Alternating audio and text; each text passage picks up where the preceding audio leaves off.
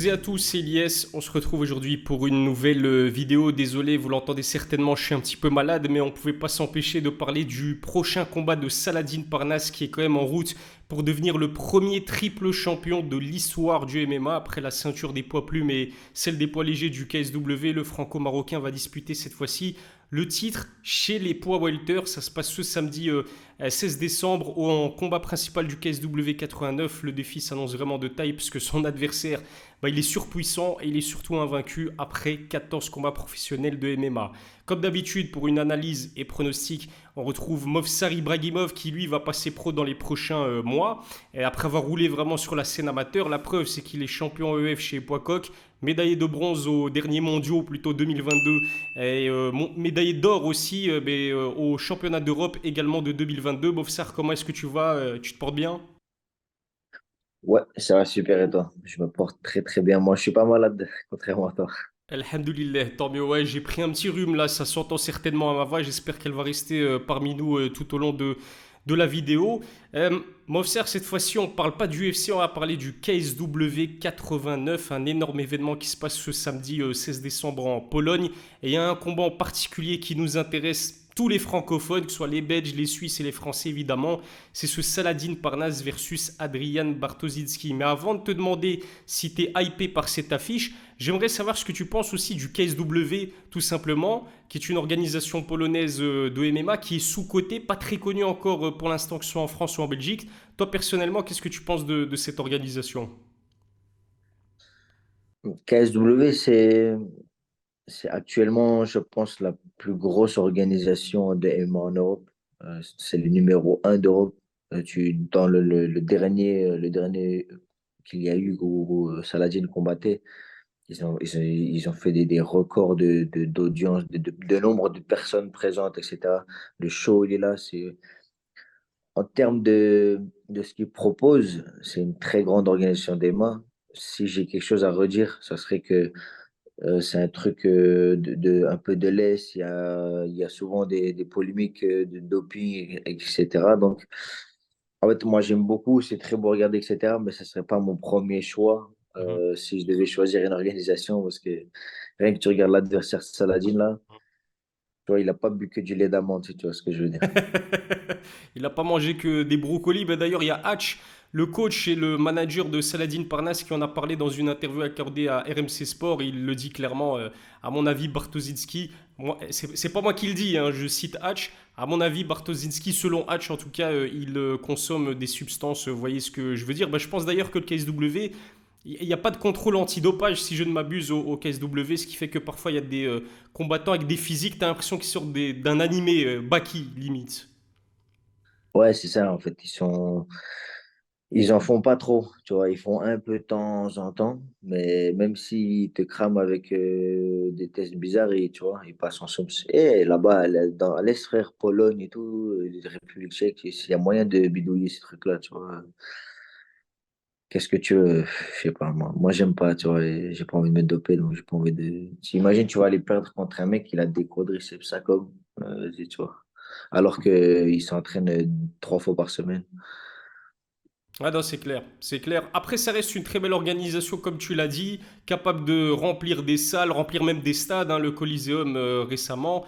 Puis il y a des grands combattants aussi qui sont passés par le KSW, Jan Blachowicz, Roberto Soldic, Dricus Duplessis, il y a eu qui encore Mateusz Gamrot. Donc franchement, sportivement, si on se concentre que sur le sportif et oublions tout ce qui est dopage et tout, même si c'est une réalité, ça reste quand même une organisation, comme tu l'as dit, c'est l'organisation numéro un en Europe, hein, clairement. Non, bien sûr. Regarde par exemple Saladin, ce qu'il en a fait, tu vois. Et les noms que tu viens de citer qui sont ressortis de là, ça reste une très grosse organisation avec des très gros talents. Les gens, ils aiment bien vite dire, ouais, c'est des plombiers, etc., quand c'est pas l'UFC. Mais là, je peux vous assurer que Saladin, il tape pas des plombiers là-bas. Donc, il y a du show, il y a du niveau, il y a tout ce qu'il faut. Mais tu peux pas tout avoir, tu vois. Il y a des petits hicks, comme on vient de citer, mais ça reste une très grosse organisation avec beaucoup de niveaux.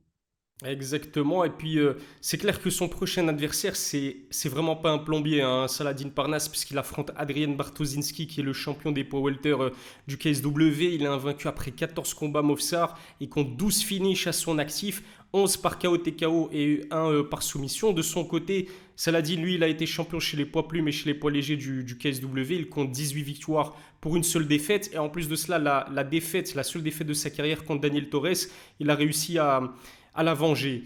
Est-ce que c'est une affiche qui te hype? Disons que Saladin Parnasse n'est pas français et que c'est, je sais pas moi, un macédonien. Est-ce que, vu leur stats, ça t'aurait quand même hypé? Moi, je trouve que c'est ça qui est bien, ça qui est beau avec cet événement-là, avec ce KSW-là, c'est que Saladin, comme il est en train d'écrire l'histoire, il n'écrit pas l'histoire juste pour les Français, pour les francophones. Il écrit l'histoire, hein, une première internationale. C'est comme quand Conor est devenu double champ à Mhm, l'UFC. Tu touches plus que l'Irlande. Tu n'es plus mhm, juste la fierté de l'Irlande. Tous les yeux du monde sont sur toi parce que tu es devenu double champ à l'UFC et tu as fait une dinguerie. Et là, c'est la même chose. Au KSW, Saladin, il va devenir triple champion d'une organisation majeure. C'est une première mondiale. Donc, qu'il soit de Macédoine, de mhm. Chine ou des États-Unis, j'ai envie de regarder ça. Et ce qui est encore mieux, c'est que comme il est français, on est encore plus touché. Parce que le dernier KSW, moi, KSW, je regarde de temps en temps quand il y a deux, trois trucs qui m'intéressent. Mais chaque fois que ça l'a est là, je regarde. Donc maintenant, je regarde encore plus. Et même les Français qui ne regardaient pas, ils vont regarder. Donc, c'est c'est bien de mettre la lumière pour les gens qui connaissent moins sur d'autres organisations que l'UFC, montrer qu'il y a quand même il y a de quoi se mettre sous la dent en dehors de l'UFC. T'as totalement raison, c'est d'ailleurs pour ça que RMC Sport a gagné les droits de diffusion du KSW. D'ailleurs, le KSW, il a compris que la France, c'était un business intéressant puisqu'il signe de plus en plus de combattants français. Et, toujours selon Hatch, le KSW devrait organiser son premier événement en France au mois d'avril 2024. On va en reparler peut-être un petit peu plus tard dans cette vidéo. Encore une fois, tu es totalement pertinent, Mofser. Ce que tu dis, c'est réel parce que au-delà de Saladin et Adrian Bartoszynski, là, il y a un combattant, donc Saladin, en fait, qui est capable de marquer l'histoire du MMA. Ça ne concerne pas que les Français, ça concerne vraiment tous les amateurs de MMA, tous les combattants de MMA là, parce qu'on est à quelques jours de peut-être voir l'histoire se faire, c'est-à-dire un combattant devenir triple champ, en l'occurrence Saladin Parnasse, une chose qui n'a jamais été réalisée pour l'instant dans l'histoire. Le dernier qui a tenté, c'est Patricio Pitbull, au Bellator, donc il a été champion chez les poids plumes et chez les poids légers de l'organisation. Lui, il est descendu chez les poids coqs, il a affronté Sergio Pettis, le frère d'Anthony, pour devenir potentiellement triple champ et il a pas réussi à le faire, il s'est incliné par décision unanime. Est-ce que tu dirais, à l'heure actuelle, en attendant ce combat entre Saladin Parnasse et Adrian Bartoszynski, que devenir triple champ en MMA, en sachant la différence de points entre les divisions, que c'est quelque chose qui est pratiquement impossible? Hum, En fait, il y a plusieurs cas possibles, comme celui que tu viens de citer sur Patricio Pitbull. C'est que lui, il descend de poids. Donc, descendre de poids, c'est beaucoup plus accessible et surtout sur une plus petite courte durée de temps à faire. Donc, pourquoi? Parce que perdre du poids, c'est beaucoup plus facile, ça va beaucoup plus vite que prendre du poids. Regarde, par exemple, le temps qu'a mis John Jones à faire son retour en poids lourd. Et donc, c'est ça qui rend ça très compliqué pour Saladin, parce que Saladin, il est en train de tenter, et tu vois bien, quand tu regardes Saladin, tu regardes son adversaire, Bartoszynski, il est flégon, il fait la taille de Saladin en hauteur, mais il fait le double en largeur et en longueur, tu vois. Donc, c'est- en fait, c'est là que tu vois tout le challenge. En fait, il vient pas à armes physiques égales. Mhm. Quand tu descends de poids, tu arrives, tu as perdu le poids, donc tu n'as pas d'avantage, tu es à armes égales. Là, il n'est pas à armes égales. Si Bartoszynski l'attrape Saladin, Saladin, il va se dire, ah ouais, c'est chaud, Artek, tu vois. Donc, c'est ça qui fait toute la beauté, tout le challenge. Et on espère de tout cœur, en tout cas, moi, j'espère de tout cœur qu'il va le faire, qu'il va faire une dinguerie, que ça va en parler dans le monde entier. Ah, s'il arrive à faire réaliser cet exploit, qui est clairement un exploit, ça va juste faire parler effectivement dans le monde entier. Et personnellement, je t'en parlais, pardon, Mofsar, avant qu'on commence cette interview, mais moi, c'est le combat de Saladin pour lequel j'ai le plus d'incertitude parce que je suis pas serein en fait. Je suis pas serein parce que Bartoszynski, il est puissant. il est complet, donc c'est pas genre un one trick pony où tu peux l'amener au sol et c'est bon, ou bien tu peux le striker, c'est bon. Non, le mec il est complet, il est très bon au sol, très bon en lutte, il a des points en acier, c'est pas le striker le plus technique, mais il a de la puissance à revendre, il est dans sa catégorie de poids, donc il sera plus lourd que ça là. C'est un adversaire vraiment très dangereux. Mais depuis qu'on a démarré cette vidéo, je suis en train de, dans le fond de ma tête, je stresse. Je me dis, mais qu'est-ce que je vais donner comme pronostic? Je suis Ouais. pas serein, je suis pas serein. Il monte de poids, l'adversaire, il est solide, il a tout ce qu'il faut. Et tout est contre ça là, tu vois. Et moi, j'ai pas envie de pronostiquer contre lui, j'ai envie d'y croire. Donc, 14, c'est ça, un 14 victoires, Mhm. 14-0, 12 finish. Ouais, Ouais. gros, tu vois, il fait flipper les mecs, c'est un client, tu vois. Donc, moi, mais j'ai envie d'y croire, tu vois. Oh, j'ai hâte d'y être. Mais c'est ça qui rend justement ce combat aussi passionnant, c'est qu'il y a des incertitudes et encore une fois chapeau à Saladin Parnasse parce que en termes de poids, donc Hatch, toujours dans cette interview accordée à RMC Sport, disait que quand il évolue chez les poids plumes, il tourne autour des 75 kilos hors compétition. On sait que Bartoszynski, lui, hors compétition, il doit dépasser les 85 kilos. C'est sûr qu'il y aura une dizaine de kilos d'écart entre les deux combattants le soir du combat. Je pense même avoir entendu Hatch dire que le soir du combat, Saladin il sera à 77 kilos, c'est-à-dire le poids qu'il fera à la pesée, en fait certainement, hein. Peut-être qu'il fera un petit peu plus, qui sera un petit peu plus léger que 77 kilos à la pesée, mais voilà, 77 kilos le soir du combat, en sachant que Bartoszynski lui va faire certainement 10 kilos de plus, ça ajoute encore un petit peu plus d'incertitude en fait à cette affiche. Ouais, totalement. Mais j'aimerais juste nuancer quand même vite fait, juste un tout petit peu. C'est que connaissant les coachs, j'ai été confronté à plein de coachs. Les coachs, ils aiment bien exagérer pour, tu vois, Tarek, c'est un spécialiste, par exemple. Il va te dire, non, quoi, lui? Mais non, il était 5 kilos en dessous à la pesée, alors qu'il était 10 kilos au-dessus, tu vois. Donc, mais tous les coachs, hein, tous les coachs, ils vont embellir. Mais bon, c'est sûr que Saladin, il est, il va être bien en dessous de Bartoszynski, mais à mon avis, il sera un peu au-dessus quand même de 77. Mais c'est chaud. Tu vas regarder dans cette cage, tu vas voir d'un côté Saladin avec son style élancé, son bon petit physique. De l'autre côté, le bloc pour un golem comme ça, frère. Laisse tomber. C'est un PK de l'autre côté contre un, un gobelin. Ouais, c'est totalement ça. Le mec est vraiment impressionnant physiquement.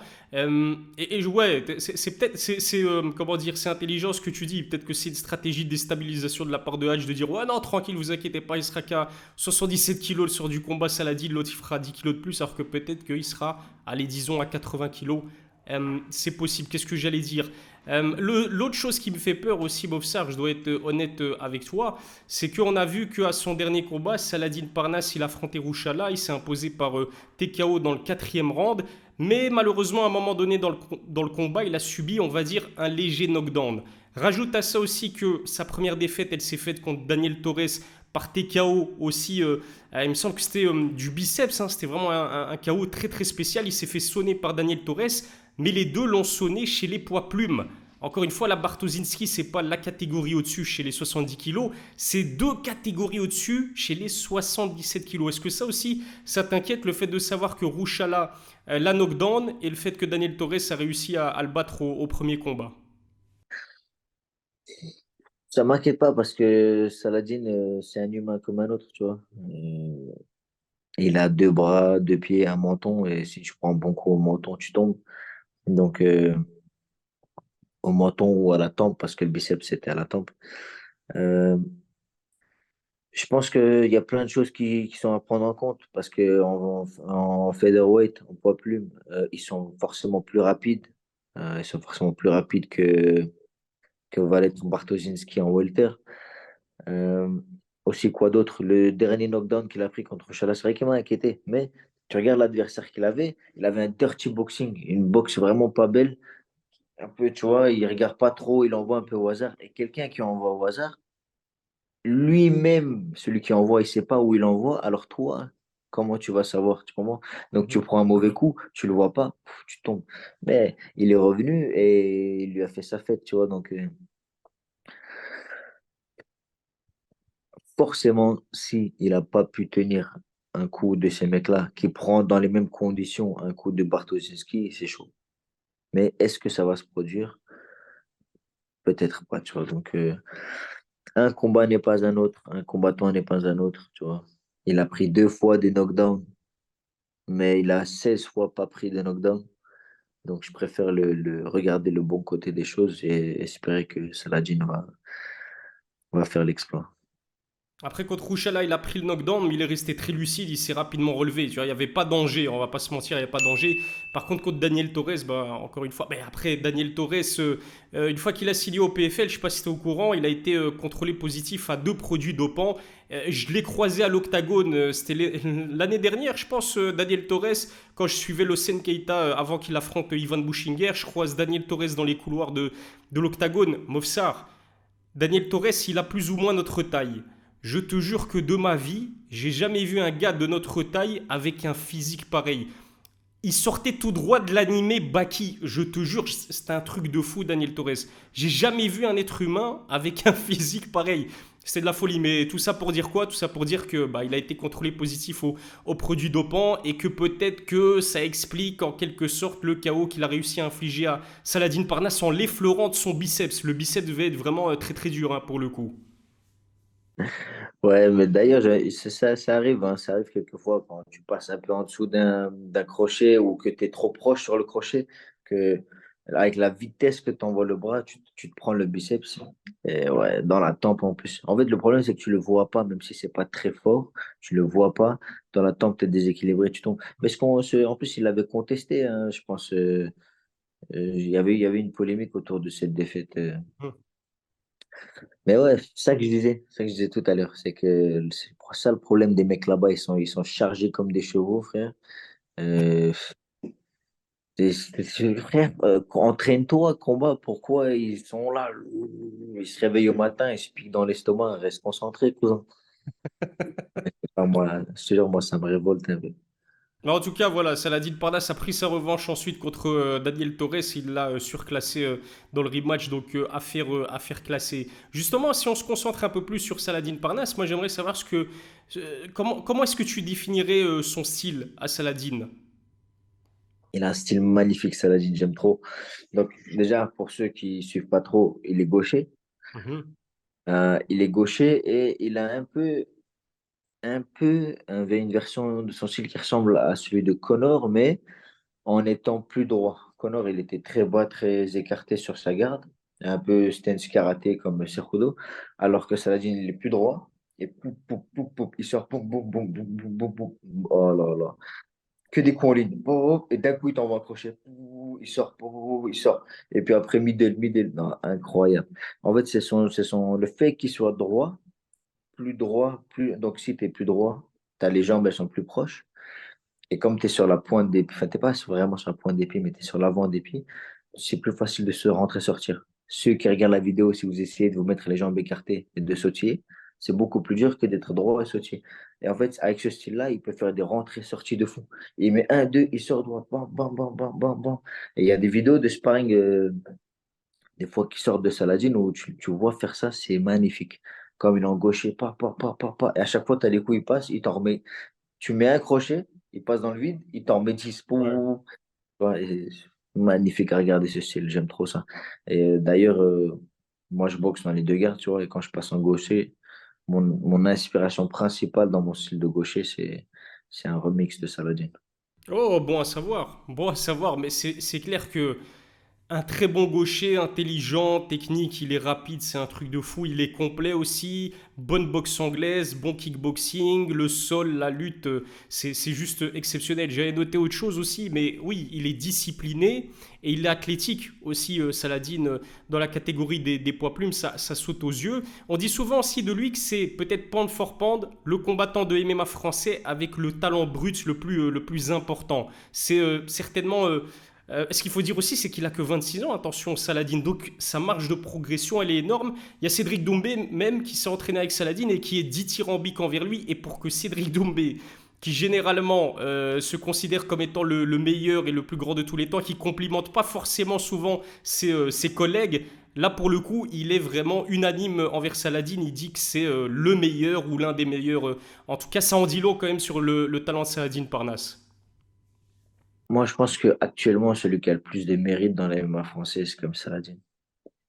Parce que même s'il y en a d'autres à l'UFC, etc., Saladin, il a vraiment fait beaucoup, tu vois. Il a vraiment fait beaucoup et il a accompli des choses. Et je suis peut-être un peu dur, mais je dirais que le seul qui pourrait réclamer cette place, c'est Cyril Gane. Mais je te dis, je trouve que les poids lourds, ils n'ont pas autant de mérite que les poids légers parce qu'il y a beaucoup moins de concurrence, tu vois. Mhm. Euh, Ngannou, Cyril Gane, ils ont fait des trucs de fou, mais on ne peut pas me convaincre d'autre chose que ça. Je trouve que les poids lourds, tu vois, vous êtes 15 sur la planète, tu vois. Donc, alors que tu marches dans la rue, les featherweight, il n'y a que ça, tu vois. Ouais. Rien que la Chine, c'est featherweight land, tu vois. Donc, toi, Je vois. va me trouver un poids lourd en Chine, ils sont deux, tu vois. Donc, la concurrence, elle est rude. Et je trouve que ce que Saladin a accompli, la discipline, toi aussi, c'est sûr, tu as entendu toutes ces des anecdotes de Saladin à la fin de l'entraînement. Il va, il fait 300 abdos, tu vois. Ouais. Quand tout le monde a fini de s'entraîner, alors qu'il s'entraînait plus que tout le monde, il s'entraîne encore. Mhm. Et tu es obligé de mettre du respect sur ça et rendre à César ce qui est à César, même s'il n'est pas à l'UFC. Pour moi, c'est un des combattants qui a le plus de mérite et peut-être même le plus de niveau actuellement en France. Même s'il y a un niveau de fou en France. Actuellement, en plus, moi, je kiffe ma race. Les Morgans, les trucs, tous les mecs qui sont à l'UFC, incroyable. J'ai hâte de voir ce que l'avenir réserve à la francophonie, comme j'aime bien dire. Pound for pound, on peut pas nier le fait que je pense vraiment que Saadine Parnasse, il est numéro un en France. Et tu as raison, sans retirer évidemment à ce qu'a accompli quelqu'un comme Cyril Gann. Mais la catégorie des poids lourds, c'est pas pour rien que par exemple en boxe anglaise, quand tu établis des classements pound for pound, les poids lourds, ils sont mal classés, tu vois, dans le top. Et je pense que c'est même le cas aussi dans le MMA, à part John Jones. Mais bon, John Jones, c'est une anomalie, on va dire. Mais c'est clair que pound for pound, tu peux difficilement placer des poids lourds dans les premières places, alors que les catégories les plus légères, comme les poids plumes, les poids légers, en plus, elles sont assez légères pour être techniques, mais elles sont assez lourdes en même temps pour mettre des KO, mettre des finishes. Donc, non, il a son arsenal à Saladin, il est extrêmement complet, et ce sera encore plus vrai s'il arrive à ajouter une troisième ceinture au KSW, qui reste une organisation extrêmement compétitive. Tu vois, il n'a pas fait ça dans une organisation locale. En cas de victoire, samedi contre Bartoszynski, Saladin va de toute façon combattre normalement une nouvelle fois au KSW en avril, comme je te le disais tout à l'heure, puisque Hatch a annoncé que l'ambition du KSW, c'est d'organiser un événement en France. C'est obligé. Tu fais un KSW en France, il faut que Saladin soit présent sur la carte. Mais disons qu'après ce KSW France, est-ce que tu le vois signer à l'UFC, rester au KSW ou pourquoi pas signer aussi dans une autre promotion qui commence à faire de plus en plus de bruit, c'est-à-dire le PFL. Si tu étais son manager, son coach, pour toi, c'est quoi la place, c'est quoi l'organisation idéale pour Saladin Parnasse? Tu sais, avant, au début, j'étais du genre à dire, ouais, quels que soient les résultats, nanana, quelle que soit la proposition, on va à l'UFC pour tu vois, pour l'image, pour le truc, pour l'héritage, legacy, tu vois. Mais mon point de vue, il a changé. J'ai beaucoup réfléchi à ça, j'ai même parlé avec ma team, etc. Au final, en vérité, tu vois, la moula, c'est la moula, frère. Va où là, on te propose le plus gros chèque. Et d'ailleurs, c'est ce il a tweeté il n'y a pas longtemps. Il a dit la méthode Saladin, je pense. Ouais. Il a dit la méthode Saladin, c'est celui qui te propose le plus gros chèque, c'est là-bas qu'on va. C'est la vérité, tu vois. Imagine, on te propose 200 000 au PFL et 10 000 plus 10 000 à l'UFC. Ah, frère, Mhm. tu vois, respecte-moi, tu vois. En plus, ils vont te mettre des allumés du cerveau à l'UFC, des Mhm. mecs, ils s'entraînent 38 fois par semaine, ils font que ça depuis ils savent marcher, tu vois. Pour moi, il faut pas écouter trop le peuple, tu vois, parce que c'est souvent un truc que tu fais pour les gens. Je pense que tu as une vie, tu vois. Il faut pas oublier que c'est des êtres humains en dehors, c'est pas juste des bêtes de foire qui vont pour Mhm. faire du show pour les gens. Donc pour Saladin, je pense que le meilleur choix, c'est d'aller celui qui propose la plus grosse moula. Et ça obligera aussi en même temps l'UFC, quand ils veulent quelqu'un, à mettre le billet. Parce que si plusieurs leur passent sous le nez, comme Doumbé, Saladin, etc., ils vont se dire, ah ouais, vas-y, là, faut qu'on allonge, tu vois. Donc le mieux, faut prendre la grosse moula.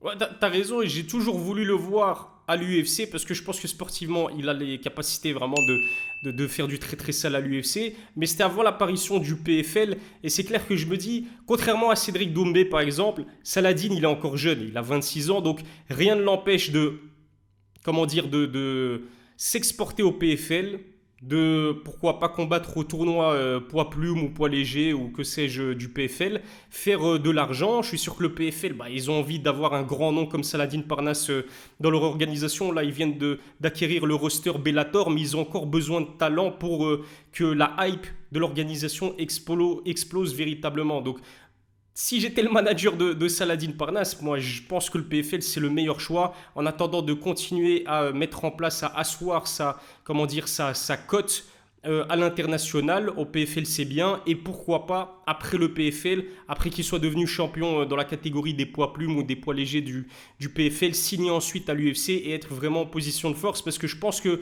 même avec une troisième ceinture au KSW, l'UFC va pas lui proposer 50 000 plus 50 000 pour ses combats. Ça m'étonnerait, franchement, alors que le PFL peut vraiment le mettre bien. Donc, personnellement, j'aimerais voir Saladin d'abord au PFL et ensuite, pourquoi pas, à l'UFC. Qu'est-ce que t'en penses? Ben oui, moi, totalement d'accord. En plus, même s'il lui propose 50 000 plus 50 000, je te promets que pour Saladin, c'est pas beaucoup. Mhm. 50 000 plus 50 000 pour Saladin qui combat dans des stades avec 50 000 personnes. Ouais. Ça veut dire s'il y a 50 000 personnes qui viennent en payant 2 euros, tu vois, ils rentabilisent déjà. Sans prendre en compte que tu vas dans un stade comme ça, le coca, il est à 10 balles, frère. Bon. Arrête de mentir. C'est Saladin, c'est lui, il remplit la salle lui tout seul. C'est comme quand j'ai été voir Doumbé au MMA GP. Il y a 3 000 personnes, 2 800 personnes, elles sont là pour Doumbé. Tu vois, donc il faut respecter les gens, frère. 50 000, 50 000, même ça, même si c'est une dinguerie, c'est beaucoup, c'est incroyable. Mais pour quelqu'un comme Saladin qui est en train qui est le pound for pound de France, comme on vient de dire juste avant, c'est pas assez. Et pour moi, le PFL, c'est le meilleur choix. Même si ouais, il y a un peu une genre de petite rivalité entre le PFL Bellator, maintenant PFL Bellator et l'UFC, parce que j'ai vu Dana, il a un peu la haine, Dana White, je l'ai vu parler, il a un peu la haine il a un peu la haine sur eux. Ça va peut-être être difficile de faire la transition, mais c'est pour moi le meilleur choix de loin, et c'est par là qu'il faut aller. Et aussi un Exactement. avantage, ils mettent la lumière sur ces organisations, ça permet aux autres personnes qui suivaient Saladin de voir, et c'est mieux pour tout le monde, je pense. Exactement, d'autant plus que là, peut-être que Saladin prend des chèques à 100 000 euros au KSW. Je dis peut-être, hein, c'est pas une info, je dis peut-être. Il me semble que c'est le cas et que Saladin, en tout cas, est très bien rémunéré au KSW. Merci en tout cas, Mofsar, d'avoir répondu à mes questions. Il m'en reste une à te poser. La plus importante, c'est quoi ton pronostic pour son combat contre Adrian Bartoszynski ce samedi? Est-ce que tu vois Saladin l'emporter et créer l'exploit historique et devenir triple champ au KSW? Franchement, je vais y croire. Je vais y croire parce que j'ai pas envie de pas y croire. J'ai pas envie de trahir. J'ai pas envie de trahir nos frères, nos confrères. Et je vais espérer que il va le mettre dans le vide, tu vois, dans le vide, boum, boum, boum, qu'il va pas se faire toucher, qu'il va faire un combat parfait et qu'il va finir par l'éteindre dans le striking. Je le vois KO,